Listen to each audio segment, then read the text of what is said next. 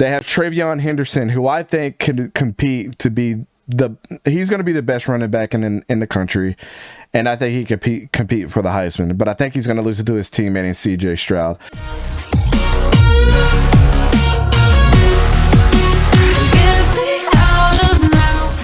So my Big Ten picks. My East winner. I have Ohio State. I have Ohio State in the East, man. I think they're going to be they're going to be the best team in the Big Ten.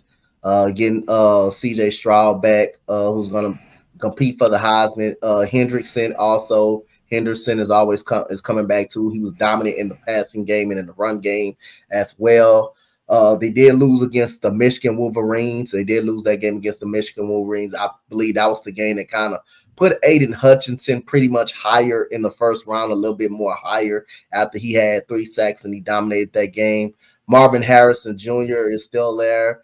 You still got Jackson Smith is there. You just got so many weapons, and their defense is going to always be dominant, man. So I can't see how Ohio State not take the East, man. So again, I think Ohio State is going to be just this dominant team, dude, man. They got the receivers coming back. They got the running back coming back. They got the quarterback coming back, and they're going to also boast it up that they also every year boasting up that defense. So again, I like Ohio State. I have no question that Ohio State is going to have a great year, and you're going to see that a lot on this list today. So thanks, Coach, for that. Awesome. And I'm gonna just go ahead and get right into it. Ohio State, East winner, no question. They're going to dominate this year. They're probably going to be the number 1 team in the country this year. To be completely honest with you, the best offensive line in the country is going to happen this year with Ohio State. Go look at all the. I'm not even going to tell you. Just go get a calculator, okay, and then add up all the weight that's on their offensive line. They're the biggest offensive line in the country. They have Travion Henderson, who I think can compete to be he's going to be the best running back in the country, and I think he can compete for the Heisman. But I think he's going to lose it to his teammate in C.J. Stroud. I said so many good things about this guy already. C.J. Stroud, I think, just collectively got better and better and better and better and better every single week. The weakest part of their team to me, and this might be a hot take, is Ryan Day. I don't trust Ryan Day as far as I can throw him. Okay, so, but as long as he can get C.J. Stroud to buy in, I don't think we've seen nearly the ceiling that we saw with Bryce Young last year. I think Bryce Young had his Heisman moment against Auburn, and we see what that kid was about. What's scary about C.J. Stroud is I don't think we've seen that yet with him, and I think that's because he was just increasingly trying to get better. Marvin Harrison Smith might be the number 1 receiver in the country this year. Yeah. I know we talk about Jackson Jigma Smith, but Marvin Harrison Jr. showed you last year in the bowl game that he was not one to be played with. I don't know if you've seen some of his workouts with just himself on Twitter. And I don't get hype around people's workouts, but the guy has been working out like crazy, working on his game. And again, I always trust a player who has a father that was not only a great teammate, that was quiet, that knew the game of football and was a quiet assassin like Marvin Harrison. He was picking his brain. And it's going to be a great kid for them for many years to come. And their defense is just going to continue to get better. They were very young last year, and they're just going to continue to get better week after week after week. I have nothing but great things to say about Ohio State. And when we're coming out of this thing, we're going to be looking at Ohio State not only as the Big Ten champions, they're going to kill Michigan this year.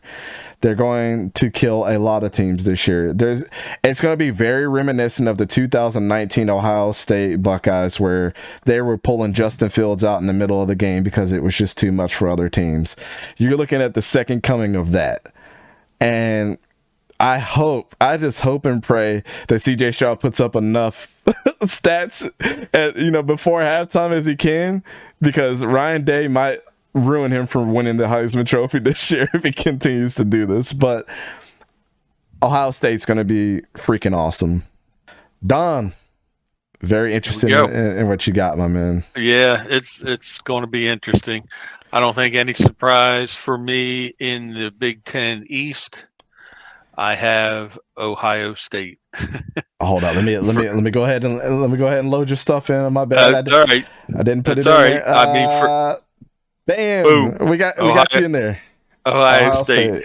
Of course, the numbers from last year, they were 11-2. They put up offense was putting up 46 points a game, 53 touchdowns. Yeah. Defense only allowing 21 points a game, only allowed 25 touchdowns. 26. Crazy.